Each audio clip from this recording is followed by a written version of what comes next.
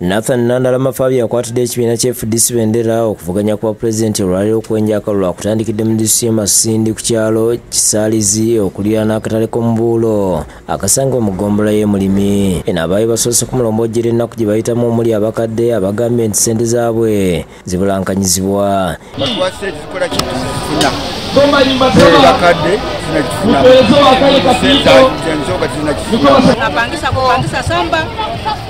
Si hapana iko na kitu yote hiyo. Aira masomero tulikubi. Kutwala hiyo mwana masomero ga government bagafaire ga private.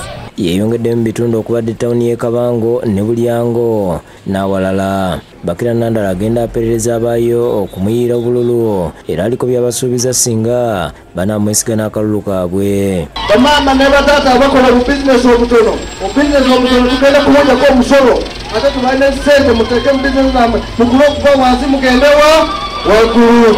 Oluvannyuma yeeyongeddeyo kuba olukuŋŋaana lw'olusembeyo mu DCI e Masindi nga lubadde lulina kubeera mu kibuga ky'e Masindi kyokka batuukiddeyo basanze RPC Damali Nakyuha ng'ayungudde abawanvu n'abampi okukugira Nandala okuba olukuŋŋaana mu tawuni.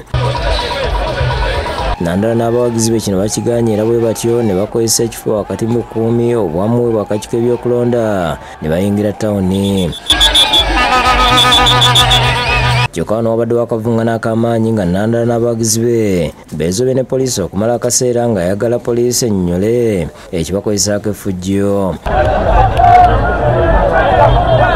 Ono Nandala yabawala ono mubaliri w'ebitabo Uganda yonna ono yaze okumunula abantu mu bwangu. Okusika omuguwa kugenze mu maaso nga gye biggweredde ng'abawagizi ba Nandala waliwo mayinja 3 we basudde wansi.